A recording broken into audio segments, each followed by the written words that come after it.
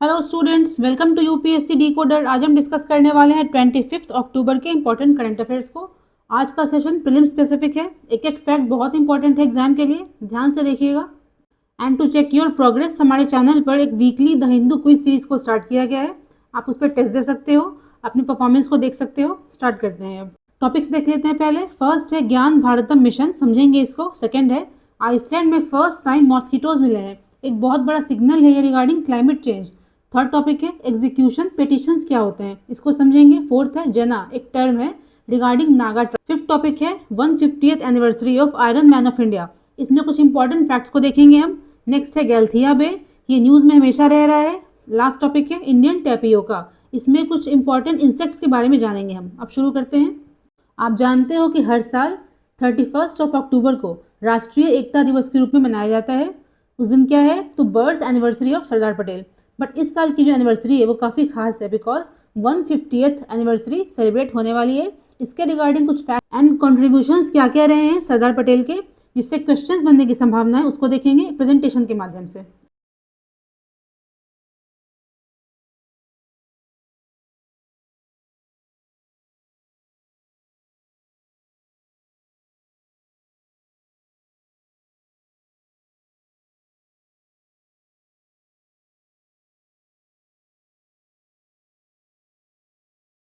इसकी पीडीएफ का लिंक आपको डिस्क्रिप्शन में मिलेगा, इसको डाउनलोड करिए आप। अब देखते हैं दो इंपॉर्टेंट डॉग ब्रीड्स के बारे में, इनका नाम दिया गया है। ध्यान दीजिएगा, यहाँ पर ये दो नाम बहुत इंपॉर्टेंट है। ये इंडिजीनियस डॉग ब्रीड्स हैं, रामपुर हाउंड्स, मुधोल हाउंड्स। ये इंपॉर्टेंट क्यों है, ये मिलिट्री मार्चिंग डॉग्स हैं, इनका बस नाम जानना ज़रूरी है। एक न्यूज़ आई थी, Iceland was one of the only mosquito free places in the world, not any more. ये दर्शाता है intensity of increasing climate change. But देखो एक फैक्ट है, अगर एग्जाम में पूछता है कि फर्स्ट टाइम ऐसा हुआ है कि फ्रीजिंग इन्वायरमेंट में कोई मॉस्किटो पाया गया, तो गलत हो जाएगा। यहाँ पर ध्यान दीजिएगा, है एक नाम दिया गया है कुलिएस्टा एनुलेटा। कुलिएस्टा एनुलेटा क्या है, एक मॉस्किटो की वेराइटी है जो लॉन्ग पीरियड ऑफ फ्रीजिंग को सर्वाइव कर सकता है एंड पहले से ही नॉर्डिक रीजन में रहता है। नॉर्डिक रीजन का पार्ट आइसलैंड भी है, लेकिन आइसलैंड में पर्टिकुलरली मॉस्किटोज जो हैं फर्स्ट टाइम देखे गए हैं, इसलिए ये न्यूज़ इंपॉर्टेंट हो जाती है। इस आर्टिकल में जानेंगे हम वाइन रोपिंग क्या होती है, ओजोकूल क्या है, कुलिएस्टा ये टाइप ऑफ मॉस्किटो है, देखा हमने इसके बारे में, एंड नॉर्डिक रीजन किसको कहते हैं। ध्यान दीजिएगा, यहाँ पर कहता है Iceland lost it the distinction this month of being one of the last places in the world without confirm sighting of mosquito. हमने देखा इस चीज़ को भी कि नॉर्डिक क्षेत्र में आइसलैंड भी आता है, लेकिन मॉस्किटोज वहाँ पर हैं, पहले से प्रेजेंट हैं। बट आइसलैंड की बात करें, फर्स्ट टाइम ऐसा हुआ है कि वाइल्ड में मच्छरों को पाया गया है। यहाँ ध्यान दीजिएगा, एक टर्म दिया गया, wine roping is a fabric dipped in sugared wine used as lure. Basically insects को अट्रैक्ट करने के लिए एक सिस्टम बनाया गया है कि मीठे वाइन में, शुगर्ड वाइन में रस्सी को, किसी थ्रेड को आप डिप करो, डुबाओ उसमें, उसको फिर आप लटका दो, जिससे कि इंसेक्ट्स हैं, मॉथ्स हैं, वो उससे अट्रैक्ट होंगे। तो फर्स्ट टाइम ऐसा देखा गया है यहाँ पर, इस प्रोसीजर में मॉस्किटोज भी अट्रैक्ट हुए हैं। यहाँ पर पॉइंट नंबर बी कहता है एक ग्लेशियर है ओग्जोकुल। ओग्जोकुल क्या है, कंप्लीटली ये मेल्ट हो चुका है। कहाँ की हम बात करें, आइसलैंड की। छोटा सा फैक्ट था, हमने क्या देखा अभी, वाइन रोपिंग क्या होती है, ओजोकुल क्या है, first glacier to be declared dead in 2014। इसको डेड डिक्लेयर कर दिया गया है, कंप्लीटली मेल्ट हो चुका है। ये किस तरह का था, डोम शेप का था। एक देखो इंपॉर्टेंट फैक्ट और है, ये ओके नाम है एक वोल्केनो का, इसी के अराउंड ये बसा हुआ था। ठीक है, हमने देखा इस मॉस्किटो के बारे में, पूछ सकता है पेपर में कि क्या मच्छर फ्रीजिंग टेम्परेचर में रह सकते हैं, तो यस, एग्जाम्पल क्या होगा इसका, कुलिएस्टा एनुलेटा।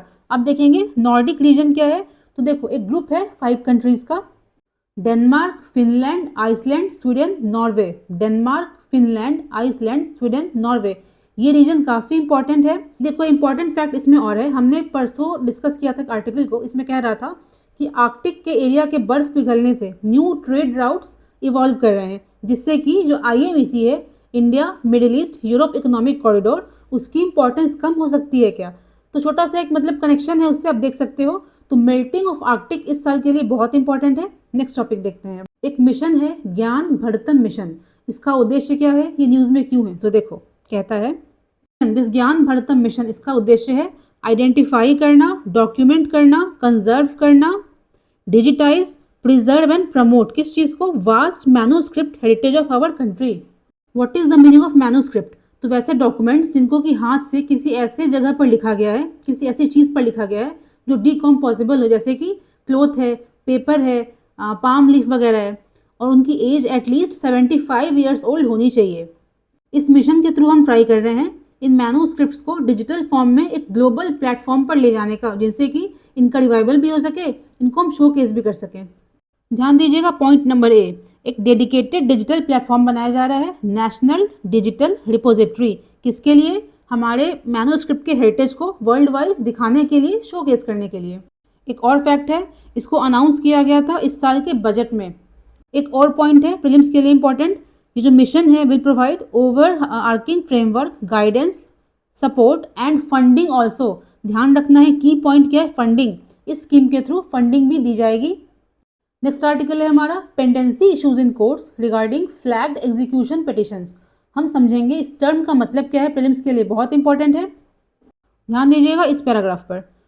What is execution petition? इसका मतलब बताया गया है, at the conclusion of a civil lawsuit, civil cases की बात करते हैं, जब केस खत्म हो जाता है, समाप्त होता है, तो court gives a formal decree, जो कोर्ट ऑर्डर देता है उसको फॉर्मली डिक्री कहते हैं हम। उसमें the court declares rights liabilities of the parties involve. ठीक है, उसने आदेश दे दिया, बट ये क्या है? जस्ट फर्स्ट स्टेप है। अब फोकस करिए पॉइंट नंबर ए पर। तो फर्स्ट स्टेप है ये, आगे क्या होगा? तो इम्प्लीमेंट करने के लिए, उस ऑर्डर को इम्प्लीमेंट करने के लिए एक लीगल टूल है, इसको हम कहते हैं एग्जीक्यूशन पिटिशन। उसमें क्या होता है कि जो विनर है, जिसने केस जीता है, फॉर्मली रिक्वेस्ट करेगा कोर्ट को to enforce its decision against the losing party. तो बेसिकली होता क्या है, कोर्ट ने डिसीजन दिया, सिविल केसेस की बात करते हैं, तो डिसीजन देते ही वो इम्प्लीमेंट नहीं हो जाता है। क्या कैच है यहाँ पर? जो विनिंग पार्टी है उसको कोर्ट से ऑफिशियली रिक्वेस्ट करना पड़ेगा कि भाई इसको तुम इन्फोर्स करो। इसी को बोलते हैं हम एग्जीक्यूशन पिटिशन।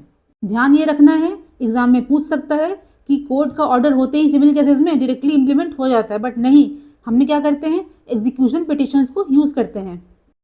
ध्यान दीजिए पॉइंट नंबर भी यहाँ पर इसमें है। 2021 की बात करें, अ 3 जज bench led by justice S.A. Bobde, उन्होंने एक गाइडलाइन दी थी जिसमें बोला गया था 6 मंथ के भीतर भीतर जितने भी एग्जीक्यूशन प्रोसीडिंग्स हैं, पिटिशंस हैं, उनको आपको रिजॉल्व करना है।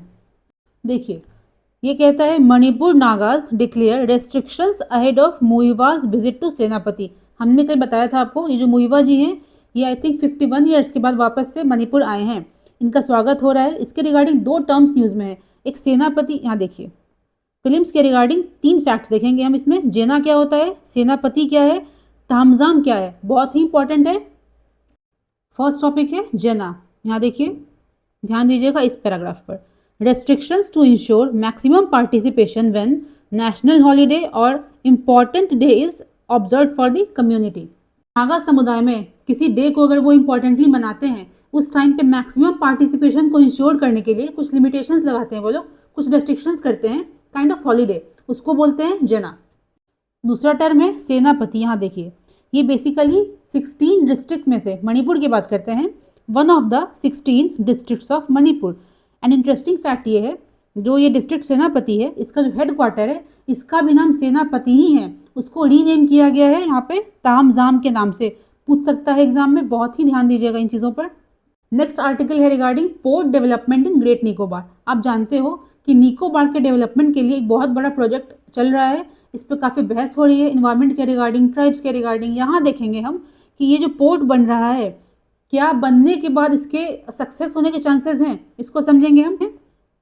इसमें देखेंगे ग्रेट निकोबार आइलैंड प्रोजेक्ट्स क्या होता है, इंपॉर्टेंट कुछ पोर्ट्स के नाम दिए गए हैं, उसका प्लेस देखेंगे, एक टर्म दिया गया 20 फुट इक्विवेलेंट यूनिट, ये होता क्या है, इसका कंटेक्स्ट ये है, जो ग्रेट निकोबार डेवलपमेंट प्रोजेक्ट है उसके तहत गैल्थिया बे, जो कि पार्ट है ग्रेट निकोबार बायोस्फीयर रिजर्व का, उसको एक लॉजिस्टिक पोर्ट के रूप में डेवलप करने की बात हो रही है। इसमें चर्चा की गई है कि किस प्रकार से उसके नेगेटिव इम्पैक्ट्स हो सकते हैं। ध्यान दीजिएगा इस पैराग्राफ पर, यहाँ से यहाँ तक एक लॉजिक दिया गया है इसमें रिगार्डिंग कि गैल्थिया बे को पोर्ट के रूप में डेवलप करना इंपॉर्टेंट क्यों है। हम देखेंगे यहाँ पर प्रीलिम्स के रिगार्डिंग इंपॉर्टेंट फैक्ट्स को। यहाँ देखिए फर्स्ट लाइन कहता है India remains heavily dependent on foreign ports like Colombo and Singapore for transshipment. ये सेम लाइन प्रीलिम्स में पूछ सकता है। What is transshipment? एक प्रोसीजर है, एक माध्यम है, जैसे कि हमें जाना है पॉइंट ए से पॉइंट बी तक, दूसरे कंट्री पे जाना है, बट यहाँ पर जो पॉइंट डी है ये ट्रांसशिपमेंट पॉइंट है। यहाँ पर एक वेसल से, एक कंटेनर से, शिप से दूसरे शिप में हम जो माल, जो प्रोडक्ट है उसको ट्रांसफ़र करेंगे, देन हम यहाँ जाएंगे। इसको बोलते हैं प्रोसीजर को ट्रांसशिप करना, ट्रांसशिपमेंट। इसी प्रकार का पोर्ट बनने की बात कर रहा है वो गैल्थिया बे के बारे में। यहाँ ध्यान दीजिएगा, एक नाम दिया गया है वल्लारपदम पोर्ट इन केरला। पहले तो फैक्ट देख लेते हैं, कहाँ पर है, केरला में, ठीक है। एक स्टेटमेंट दिया गया है कि assumption that creating port capacity automatically attracts traffic, the experience with this Vallarpadam port suggest otherwise। ये नाम काफ़ी इंपॉर्टेंट है, वल्लारपदम पोर्ट। देखो, सबसे पहले फैक्ट इसके बारे में ये है कि ये भारत का फर्स्ट ट्रांसशिपमेंट कंटेनर पोर्ट था। फर्स्ट फैक्ट ये। सेकंड है, ये फेल हो गया, अपने गोल को अचीव नहीं कर पाया। वन मोर फैक्ट है, ये फर्स्ट ऐसा कंटेनर पोर्ट है जो कि स्पेशल इकोनॉमिक जोन में ऑपरेट करता है। क्या होता है ये? ऐसा क्षेत्र, ऐसा एरिया जहाँ पर बिजनेस लॉज, टैक्स लॉज काफ़ी डिफरेंट होते हैं, काफ़ी रिलैक्स्ड होते हैं। अब ध्यान दीजिएगा, यहाँ पर कोलंबो पोर्ट के बारे में कहता है, ये rest within dense web of routes linking South Asia, East Africa, South East Asia. तो पूछ सकता है एग्जाम में कोलंबो पोर्ट के बारे में कि ये लिंक करता है किसको किसको, तो south Asia, East Africa, South East Asia. ध्यान दीजिएगा यहाँ पर TEU 20 फुट इक्विवेलेंट्स यूनिट, क्या है ये? Unit of cargo capacity. बहुत इंपॉर्टेंट चीज़ें हैं। 20 फुट इक्विवेलेंट यूनिट, TEU क्या है? Unit of cargo capacity, exam में आ सकता है। वन मोर फैक्ट INS बाज के बारे में। INS बाज क्या है? Existing naval facility. Great Nicobar की बात हम करते हैं। Support surveillance operations. इसमें कह रहा है कि चूंकि ऑलरेडी INS बाज वहाँ पर है ही, तो हमें मिलिट्री ऑपरेशंस के लिए या फिर स्ट्रेटेजिक प्रेजेंस के लिए गैल्थिया बे को यूज़ करने की ज़रूरत क्या है। तो हमें प्रीलिम्स के लिए इतना जानना है, उस एरिया में INS बाज जो है वो सर्विलेंस ऑपरेशंस को कैरी करता है। दो पोर्ट्स के नाम दिए गए हैं, विजिंजम पोर्ट केरला, वधाबन पोर्ट महाराष्ट्र। पूछ सकता है, लिस्ट दे देगा, लिस्ट 1 लिस्ट 2 मैच करने के लिए। वन मोर थिंग यहाँ देखिए, और नाम है कृष्णापत्तनम पोर्ट, आंध्र प्रदेश की बात करता है। कहता है इस पोर्ट के बारे में, a full withdrawal of container services in 2024। ये फैक्ट्स बहुत ही इंपॉर्टेंट है। आप जानते हो शिप्स के रिगार्डिंग, पोर्ट्स के रिगार्डिंग UPSC एग्जाम क्वेश्चंस पूछते रहता है। हमने क्या क्या देखा? TEU 20 फुट इक्विवेलेंट यूनिट्स क्या होते हैं, इंपॉर्टेंट पोर्ट्स के बारे में कुछ फैक्ट्स को देखा, नाम जाना उनका, एंड ये जो देखो नाम है ग्रेट निकोबार डेवलपमेंट प्रोजेक्ट, इसके रिगार्डिंग आपको PDF में अलग से इसको दे दिया जाएगा। ये लास्ट आर्टिकल है आज का। When a parasitic wasp saved south India tapioca crops. Wasp क्या होता है? तो फ्लाइंग इंसेक्ट्स, एक ग्रुप है इंसेक्ट्स का जो उड़ सकते हैं, उनको वास्प कहते हैं। यहाँ देखिए एक नाम दिया गया है, national bureau of agricultural insect resources, NBAIR। कहाँ है ये? कर्नाटका में। ध्यान दीजिएगा, पूछ सकता है एग्जाम में, किसके अंडर काम करता है? ICAR। वास्प क्या होता है देखा हमने। ध्यान दीजिएगा इस पैराग्राफ, यहाँ Scientists identified tiny parasitic wasp Anagyros lopezi that specifically targets cassava mealybug। देखो इसमें समझाया ये गया है, मीलीबग जो है एक प्रकार का कीड़ा है जो कसावा प्लांट्स को, टैपियोका प्लांट्स को नुकसान पहुंचाता है। इससे रिकवर करने के लिए, छुटकारा पाने के लिए हमने एक नया तरीका अपनाया है। इसमें वास्प जिसका नाम है Anagyros lopezi, इसको हमने उन पेड़ पे छोड़ा है, मतलब वहाँ पे इंट्रोड्यूस किया है, जिससे कि जो डाइंग फील्ड्स थे टैपियोका के साउथ इंडिया में, फिर से वो थ्राइव करने लगे, फिर से वो रीग्रो करने लगे। अब समझते हैं कैसे ये काम करता है।